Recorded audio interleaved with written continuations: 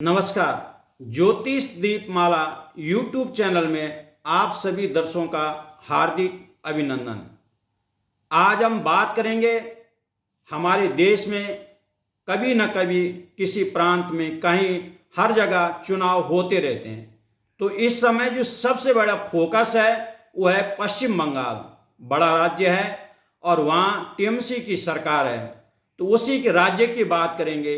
वहाँ पे जो चुनाव है तो वैसे कांग्रेस पार्टी है, भारतीय जनता पार्टी है, तृणमूल कांग्रेस पार्टी है और अन्य लोगों की पार्टी है, लेकिन मुख्य मुकाबला भारतीय जनता पार्टी का और ममता बनर्जी के तृणमूल कांग्रेस पार्टी का होगा।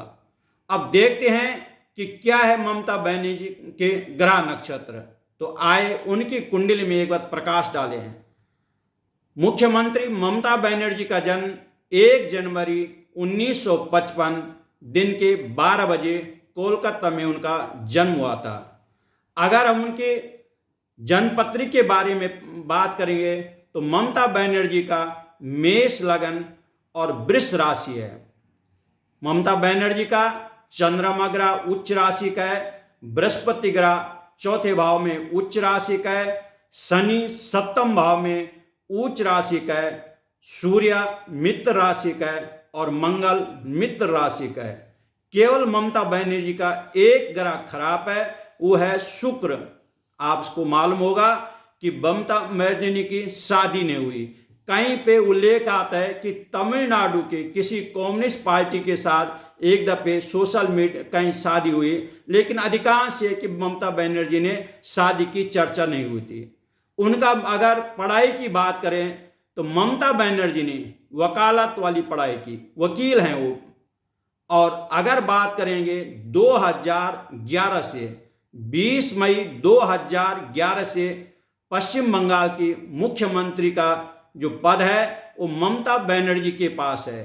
और इस समय होने वाले चुनाव अगर हम पंचांग गणना से लगाएं तो बहुत सारे ऐसे अभी ममता बनर्जी की जो दशा चल रही है 16 अगस्त 2007 से शनि की दशा चल रही है और 16 अगस्त 2026 तक अभी ममता बनर्जी की शनि की दशा।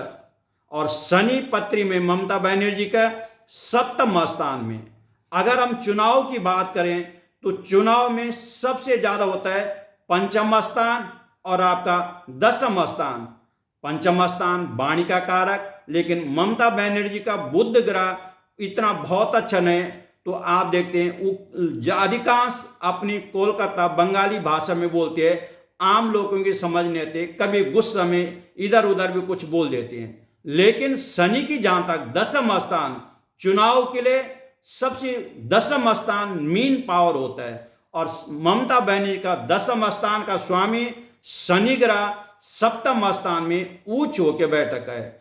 चाहे अन्य पार्टी कितना भी संघर्ष करे, लेकिन ममता बनर्जी को हराना कोई बहुत कम चांस है।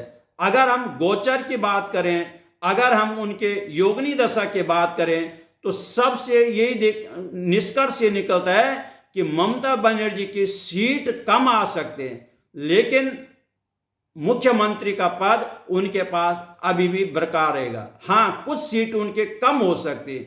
जो उनकी पत्रिका के बारे में हम विश्लेषण करें, मुखिया कौन जीतेगा कौन हारेगा, उसके लिए आपको हमारी दूसरी वीडियो देखनी पड़ेगी।